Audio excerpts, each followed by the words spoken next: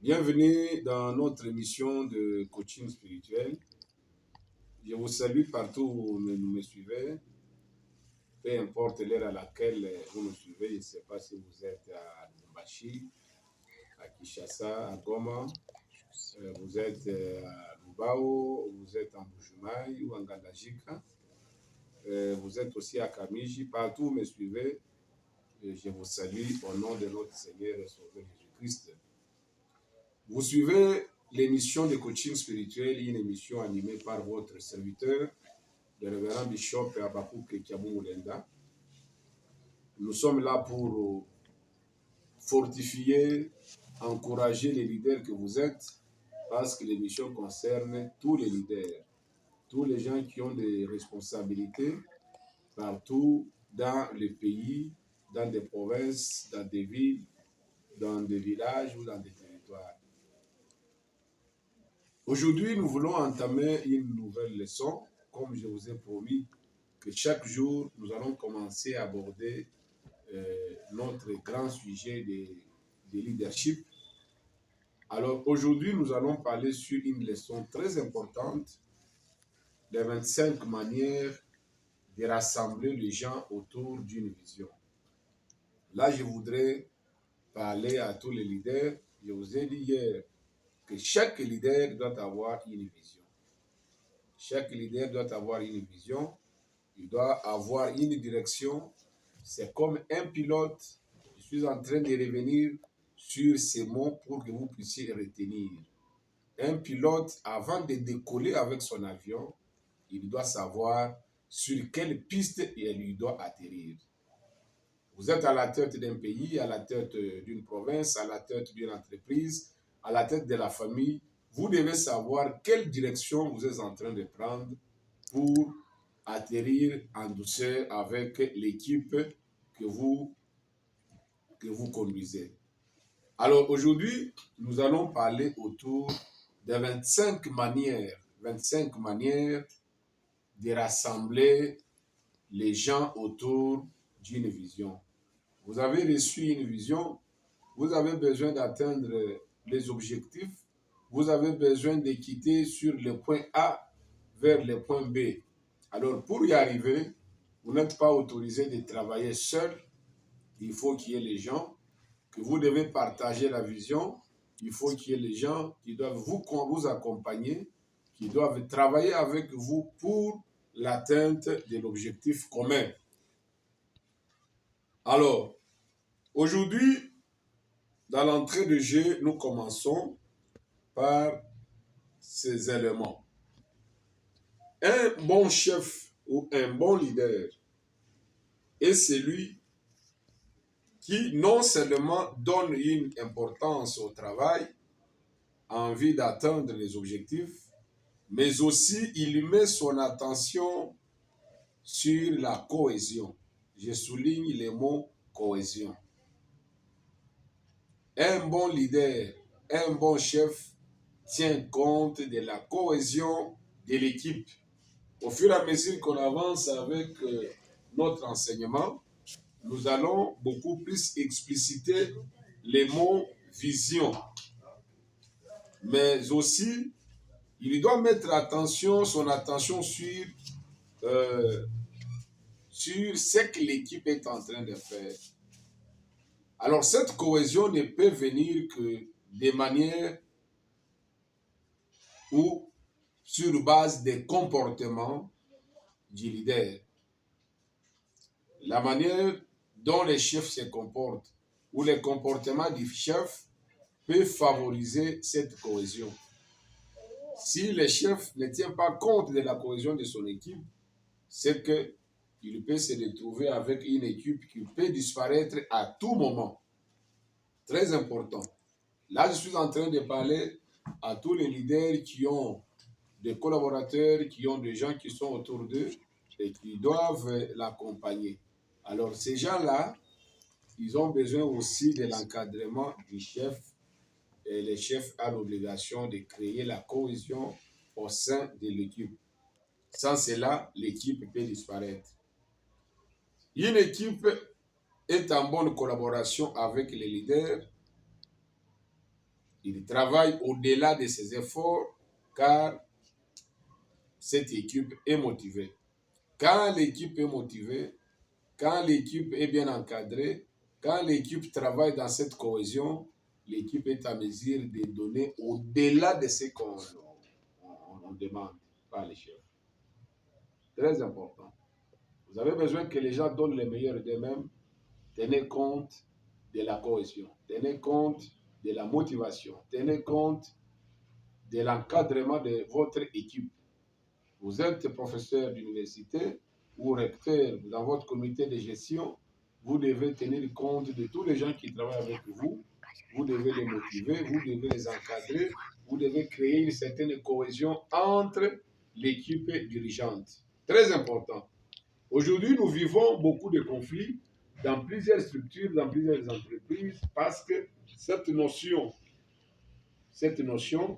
est en train de disparaître. Pourquoi vous trouverez toujours les gens qui arrivent au travail, ils ne se saluent pas, les gens qui travaillent ensemble, qui passent beaucoup d'heures ensemble, mais ils sont incapables de collaborer correctement, ils sont en conflit, il y a ceux qui s'empoisonnent, il y a ceux qui se font du mal, il y a ceux qui se jettent de mauvais sorts à cause des mauvais comportements parce que la cohésion n'est pas correcte. Et dans cette leçon de coaching spirituel, nous rappelons à tous les leaders, vous êtes chefs, tenez compte de la cohésion sociale. Tenez compte de la cohésion de votre équipe. C'est important. Vous devez être regardant sur tous les climats qui prévaut au sein de votre équipe. Il est important de veiller à ça et ça va favoriser la performance que nous cherchons dans cette émission. Parce que ce que nous cherchons dans cette émission, c'est votre performance. C'est l'amélioration de ce que vous faites, c'est l'avancement de ton travail, c'est les résultats palpables de ce que tu fais. C'est ce que nous recherchons dans notre émission de coaching spirituel. On ne passe pas le temps. Nous avons profité de ce temps pour vous dire, vous les leaders qui me suivez, que vous avez le droit, vous avez l'obligation plutôt de maintenir une bonne cohésion au sein de votre équipe. Très important. Je passe sur les avantages de fédérer les gens. Il y a vraiment des avantages quand vous fédérez les gens ensemble.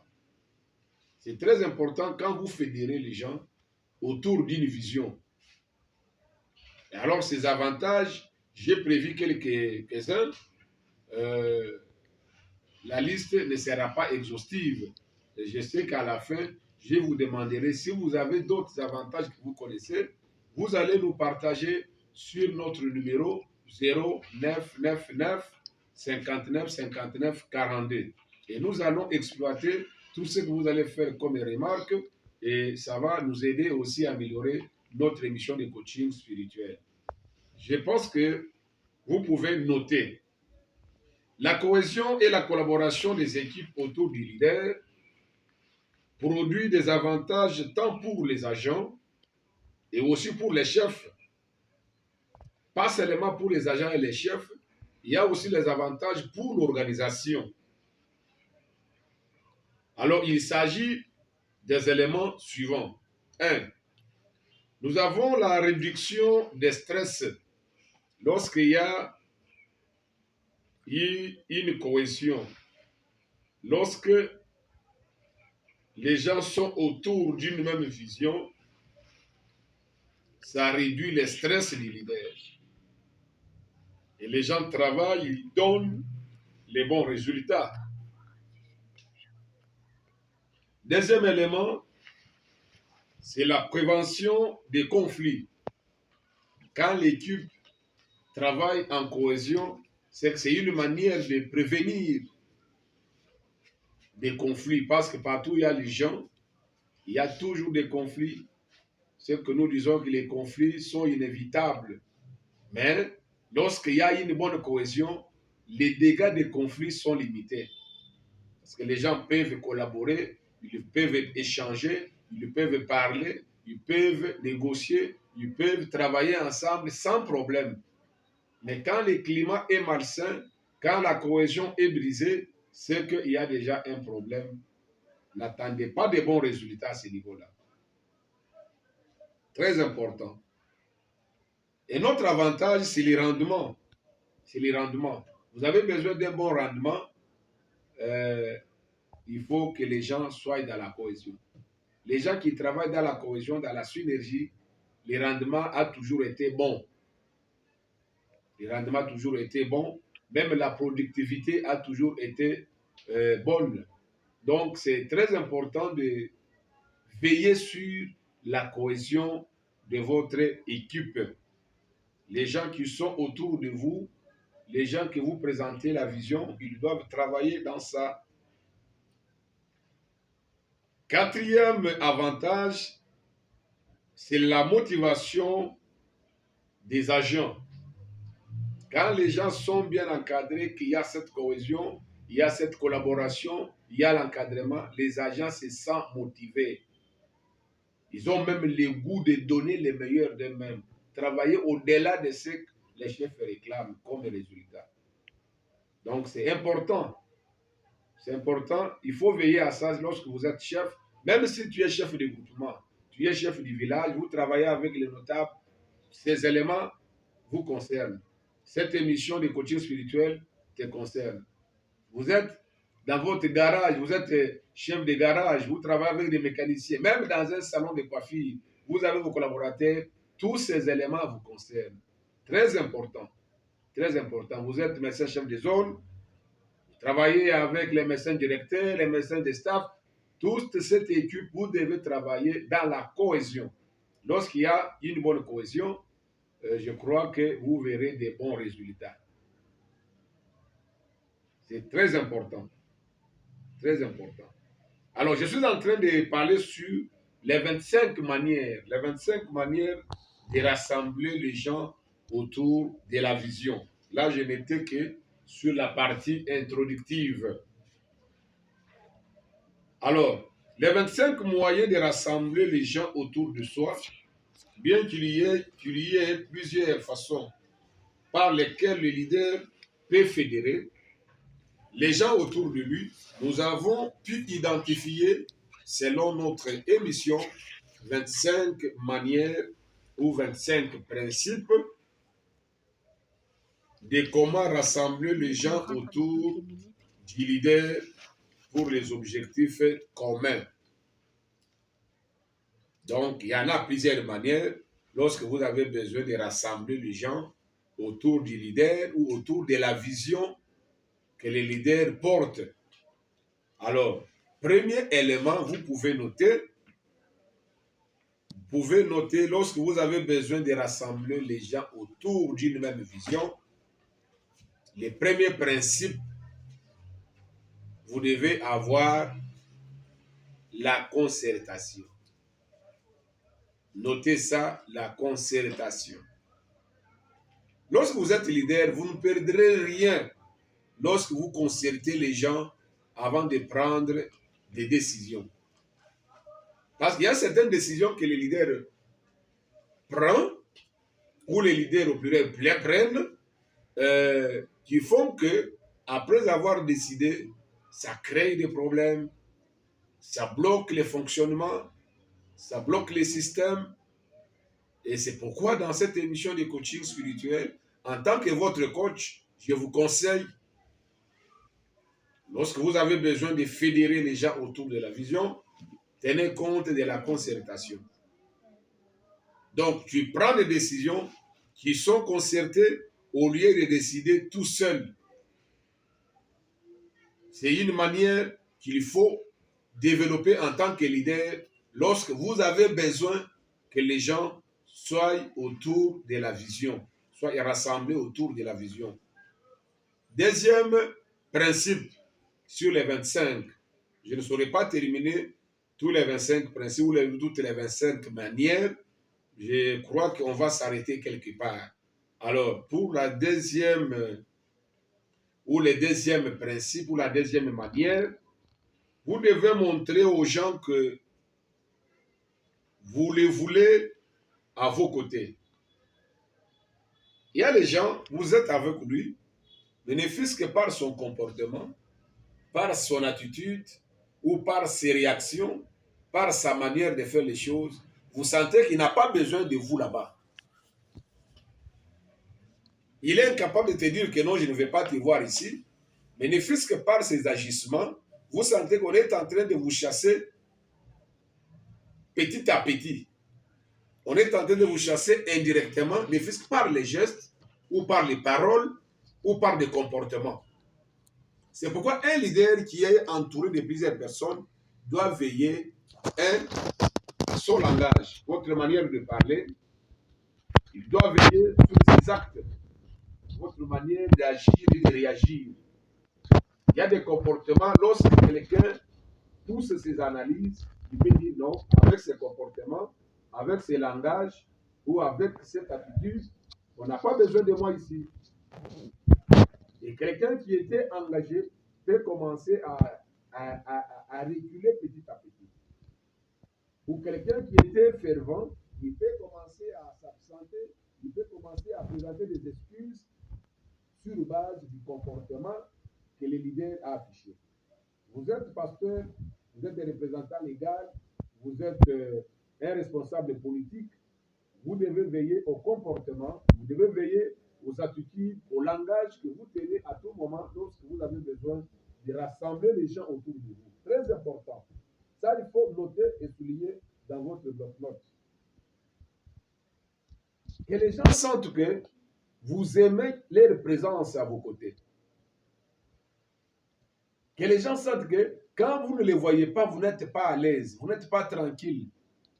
C'est pourquoi un leader peut prendre son téléphone, il peut appeler son collaborateur, il lui peut demander comment ça se passe en famille. Et le leadership va au-delà du management. C'est là où ça fait la beauté du leadership. Parce que le leadership passe les limites des procédures, dépasse les limites des lois et des règles. Le leadership va au-delà, même dans la chambre. Le leadership peut vous demander comment vous arrangez votre lit, comment vous occupez de la famille. C'est très important. Très important. Que Dieu vous bénisse. Alors, troisième principe qu'il faut aussi retenir, c'est apprécier à juste valeur. Vous devez savoir apprécier à juste valeur. Tu montres aux gens que tu les aimes et que tu apprécies aussi leurs efforts. Vous aimez les gens, vous démontrez que non, vous les aimez et vous appréciez les efforts que les autres sont en train de fournir autour de la vision. Nous sommes en train de parler sur les 25 manières pour rassembler les gens autour de la vision. Vous avez une vision de booster le développement du pays, de la province, de la ville, de la structure ou de la société. C'est une bonne vision que vous avez, mais vous n'allez pas travailler avec les anges. Vous devez travailler avec les collaborateurs, avec l'équipe. Mais cette équipe-là a besoin de sentir que vous les aimez et vous êtes en train d'apprécier là où ils travaillent bien. C'est pourquoi lorsque nous avons parlé hier, nous avons souligné, nous avons frôlé sur les valeurs d'un leader. Dans chaque organisation, les valeurs sont vraiment indispensables parce que ce sont des valeurs qui déterminent des fois les sanctions positives et les sanctions négatives. C'est pourquoi vous trouverez dans une structure, il y a les statuts, il y a les règlements d'ordre intérieur. Quand tu fais ceci, on te prime. Quand tu fais ceci, on te sanctionne. Et des valeurs doivent être développées dans ce que nous sommes en train de faire. Il y aura aussi une émission propre sur les valeurs et l'éthique. Ça va encourager les leaders à s'améliorer parce que nous avons besoin de votre performance. Nous avons besoin de ressortir les leaders qui se cachent en toi. Derrière chaque suiveur, il y a un leader qui se cache. Ça, il faut noter cette phrase. N'oubliez pas, chaque fois que j'anime cette émission, je vous rappellerai toujours que derrière un suiveur se cache un leader. Alors, appréciez les collaborateurs, appréciez l'équipe qui travaille autour de vous, démontrez par les actes, par ton comportement que vous aimez ce qu'ils font, vous aimez leur présence à vos côtés. S'il n'y a pas l'amour, s'il n'y a pas ça, donc vous allez vous retrouver un jour Là où il y avait 10 personnes, vous allez vous retrouver avec 2. Et des fois, vous allez vous retrouver seul. Très important. Quatrième principe, c'est l'admiration. L'admiration, une admiration de leurs habits, admiration de leurs motos, leurs véhicules, admiration de leurs voitures.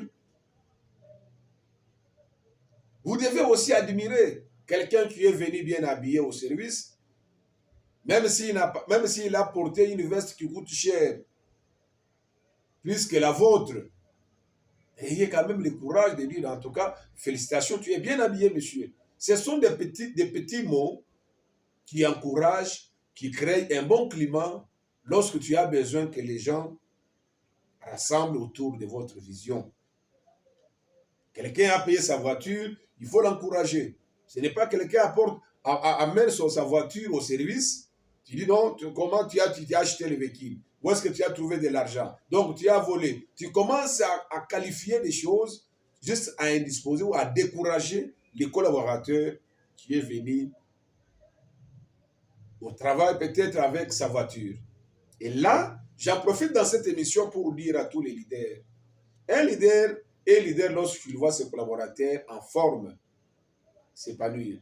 Ce n'est pas mauvais lorsqu'un collaborateur fait des choses comme son maître. Il n'y a point de succès sans successeur et il n'y a point de successeur sans formation.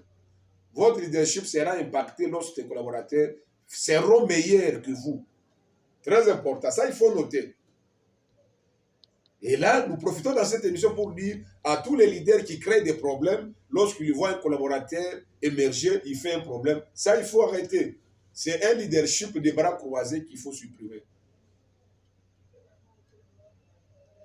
Alors, l'admiration, très important. Cela démontre de ta disposition de leur souhaiter du bien. Il faut qu'on sente que les leaders souhaitent quand même du bien à ses collaborateurs. Il ne faut pas être un leader qui veut voir seulement tes collaborateurs avec des pantalons déchiquetés, avec des pantalons qui ont des cartes d'Afrique derrière, avec des chemises pendantes. Non, non. Le leader doit aimer, doit souhaiter du bien à ses collaborateurs. C'est qu'en d'autres termes, ici, nous demandons que les leaders développent un bon cœur. Un leader doit toujours développer un bon cœur de faire du bien aux gens, un cœur qui fait du bien aux collaborateurs. Quand ce cœur-là est là, vous allez utiliser l'empathie, vous allez vous mettre à la place des autres. Quelqu'un qui est affamé, vous allez commencer à anticiper, vous vous mettez à sa place pour résoudre son problème. Très important. Nous sommes en train de parler sur les 25 manières pour rassembler les gens autour de la vision. Peut-être vous êtes au niveau de l'Assemblée provinciale, dans les conseils urbains, vous êtes à la mairie, vous êtes au gouvernorat. Donc partout où il y a une équipe, ces principes vous concernent. Ces principes vous concernent. Vous devez savoir développer cet esprit d'admirer les autres. Quelqu'un qui est bien habillé, félicitez-le. Quelqu'un qui a fait du bon boulot, il faut les féliciter, l'encourager, voire même les primer. Très important. Très important. Alors, cinquième manière, c'est du respect. Le respect. Un langage respectueux, sans orgueil, ni violent, est une bonne manière. Je reprends. Un langage respectueux, sans orgueil, ni violent, est une bonne manière. Un leader doit être toujours respectueux. Et respecter les gens qui sont autour de vous. Il peut y avoir les gens de toutes catégories, des fois les gens qui sont plus âgés que les leaders, ou ceux qui sont moins âgés que les leaders, il y a les femmes, il y a les garçons, il y a les hommes. Respectez ces gens-là. Comme vous avez préféré que ces gens-là soient autour de la vision dont vous êtes porteur, respectez ces gens-là. Le respect se traduit par vos paroles, vos gestes, votre manière de faire les choses. Vous devez respecter les gens. Un leader impoli, un leader orgueilleux ne peut pas avoir une équipe autour de lui. Il est obligé de travailler seul à cause de son orgueil ou à cause de son manque de respect envers les autres. Vous savez, il y a les gens qui aiment travailler dans un environnement, même s'ils ne touchent pas beaucoup d'argent, mais qui ont besoin juste du respect. Juste du respect, ils travaillent. Il y a les gens comme ça. Il y a les gens qui ne peuvent pas évoluer dans un environnement où il y a l'impolitesse. Là, c'est comme un oiseau, que vous voulez que l'oiseau puisse vivre dans l'eau. C'est possible. L'oiseau s'adapte dans un environnement approprié. Et tu ne peux pas prendre un poisson, lui demander de vivre dans le désert. Non. Le poisson va mourir. Le poisson va mourir parce que l'environnement n'est pas approprié à son comportement, à son mode de vie. Ça, ce sont des éléments qu'il faut noter dans ce coaching spirituel. C'est très important pour vous. Ça va vous aider à améliorer ce que vous faites. Ça va vous aider à améliorer, à atteindre les objectifs que vous êtes assignés. Ça va vous aider à réaliser des résultats probants dans ce que vous faites. Le respect des gens qui sont autour de vous. Même si ce sont des femmes, même si ce sont des jeunes, même si ce sont des... Il faut les respecter. Très important. Très important. Montrez aux plus âgés de la déférence et de l'humilité en vertu de leur âge. C'est vraiment important. Vous travaillez avec les gens plus âgés que vous, mais parlez avec un peu de courtoisie. C'est juste ça qu'on vous demande, cher leader. Ce n'est pas vous êtes chef, vous arrivez au bureau, tu es incapable de dire bonjour aux collaborateurs, et quand on vous salue, vous êtes incapable de répondre avec joie, et vous entrez, vous êtes fâché, et vous parlez, vous êtes fâché. Non, papa. Ce type de leadership n'a pas sa place d'être actuellement. En tant qu'expert en leadership, je vous exhorte et je vous conseille que ce genre de leadership n'existe plus pour le moment. Vous arrivez au bureau, on vous salue, vous répondez en boudant les gens. Bonjour chef. Non, non, ça ne passe pas. Ça ne passe pas. Je suis votre coach, supportez-moi, mais arrangez les choses parce qu'il s'agit de votre performance que nous cherchons. Nous avons besoin que vous puissiez améliorer ce que vous faites et ça sera avantageux pour l'organisation, pour les agents et pour vous-même.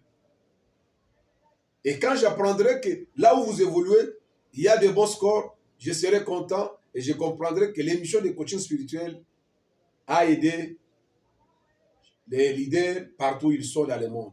Vous êtes au Cameroun, vous êtes en Zambie, vous êtes au Tchad, vous êtes au Nigeria. Cette émission vous concerne. Tous les leaders africains, vous êtes concernés par cette émission de coaching spirituel. C'est très important. Très important. Sixième manière, lorsque vous avez besoin que les gens soient rassemblés autour de la vision, c'est une attention au complexe d'infériorité. Une attention au complexe d'infériorité. Alors, détectez ceux qui s'approchent de toi avec un complexe d'infériorité et les encourager à se sentir libres à ton égard. Il y a les gens, quand ils s'approchent, il se sent trop inférieur. Pour vous saluer, il peut même s'agenouiller. Il peut même trembler en vous saluant. Non.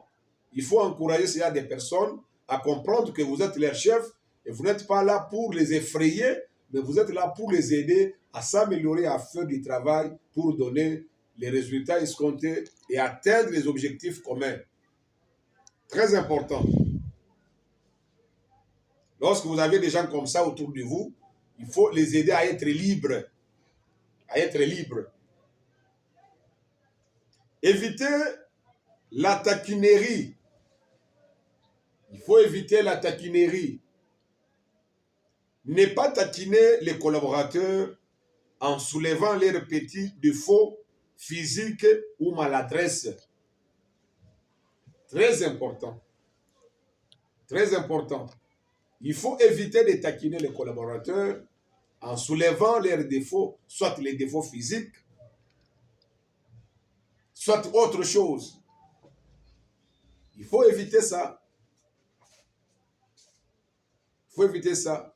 Nous parlerons ça dans une autre émission. Comment tu dois te comporter, comment tu peux faire réprimander ou reprocher les collaborateurs. Très important. Appelez les nouveaux par leur nom. Vous avez besoin de fédérer les gens autour de la vision. Faites un effort de connaître juste les noms. Tous les nouveaux adhérents, les gens qui sont venus adhérer dans votre parti politique, qui sont venus dans votre nouvelle entreprise, les gens que vous avez, qui sont nouvellement affectés, ou les gens qui sont nouvellement nommés. Mais vous devez connaître leurs noms. Dans une réunion, appelez chacun par son nom. Et la personne va se sentir, non, ok, c'est que le chef me connaît aussi. Le chef connaît même mon prénom, il connaît mon nom. Ça motive la personne à s'intégrer, à rester avec vous le plus longtemps possible. Parce qu'il comprend déjà que dès l'entrée, on connaît son nom.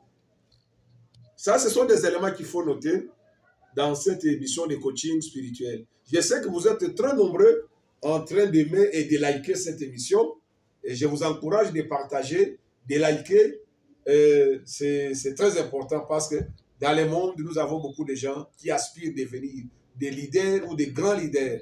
C'est important de maîtriser ces petites notions pour rassembler les gens autour de vous. Sans cela, vous allez vous retrouver seul, les gens vont vous fuir, ils vont quitter votre parti politique, ils vont quitter votre cabinet, ils vont quitter votre structure, ils vont quitter votre famille parce qu'il n'y a pas la cohésion.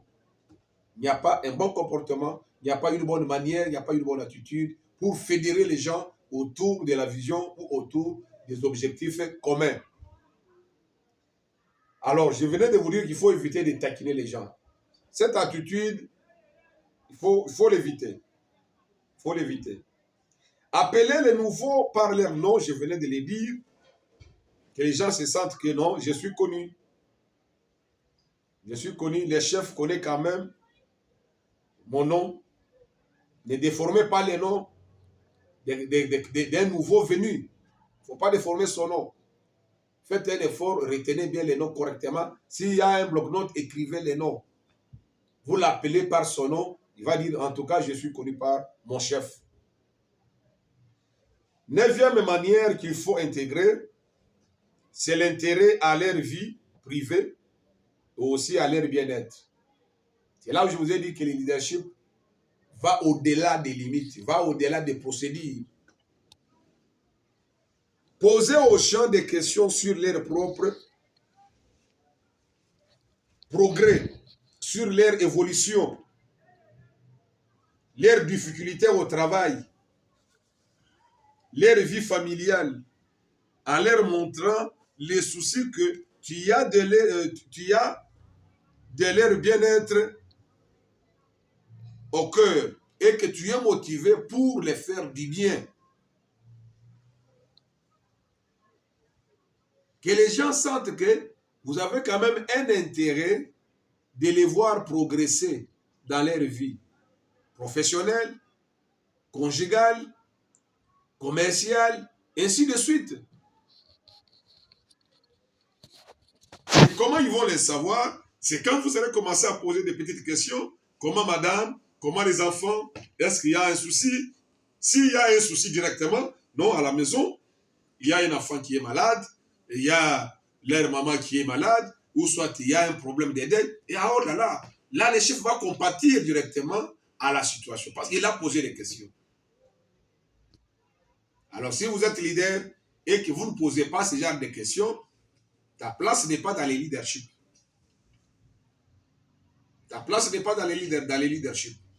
Et un bon leader, il doit toujours chercher, même les plus démunis, même celui qui est au bas niveau, à l'échelon dernier, il doit les chercher pour savoir comment il va. Et il va dire, ok, le chef me connaît aussi. Quelqu'un peut être dans votre cabinet, mais vous faites des ans, vous ne parlez pas avec lui. C'est quoi ça, cette histoire? Quelqu'un travaille avec vous, ou il travaille pour vous, mais vous n'avez pas le temps de l'écouter ou de parler avec lui. Quelqu'un prépare pour toi, vous n'avez pas le temps de parler avec lui. Non. Non. Vous êtes leader, il faut s'intéresser aussi à la vie privée et au bien-être, j'insiste, la vie privée et au bien-être de tes collaborateurs. Parce qu'ils sont sous votre responsabilité. Quand ce qu'ils font ailleurs évolue, lorsqu'ils sont en bonne santé, lorsqu'ils sont dans les progrès, ils auront la force d'apporter un plus autour de la vision. Il s'agit de cela que nous parlons. Très important. Alors aujourd'hui, nous allons nous arrêter sur le 10e principe ou la 10e manière. C'est offrir des petits cadeaux. Offrir des petits cadeaux. Les petits cadeaux d'anniversaire et autres circonstances de la vie motivent les travailleurs. Demain, c'est mon anniversaire, je vous annonce. Je suis né le 19 août 1974. Demain, c'est mon anniversaire. Vous pouvez aussi m'envoyer des petits cadeaux, comme là, je demande à Harmonie, je demande à Biga, à Priska, je demande à Consolate et à Fleren, voire même à mon nom, les petits Benjamin, de me faire des petits bisous, des petits cadeaux comme leur papa. Il y a aussi les amis qui me connaissent. Demain, c'est mon anniversaire. Vous êtes bien informés, demain, c'est mon anniversaire. Que Dieu vous bénisse. Alors, on s'arrête là aujourd'hui. On était en train de parler sur les 25 manières, comment, les 25 manières pour fédérer les gens, rassembler les gens autour d'une même vision. Vous avez besoin que les gens travaillent autour d'une même vision et respecter ces principes. Ça va vous aider à améliorer la performance, à améliorer les services, à améliorer l'entreprise, à faire du bon boulot sans trop de problèmes. Que Dieu vous bénisse. Nous allons encore nous retrouver demain, si tout va bien, si le Seigneur nous accorde le souffle de vie. Demain, nous allons nous retrouver. Nous avons pris l'option de vous communiquer quelque chose chaque jour dans l'émission de coaching spirituel et surtout sur les thèmes du leadership. Que Dieu vous bénisse.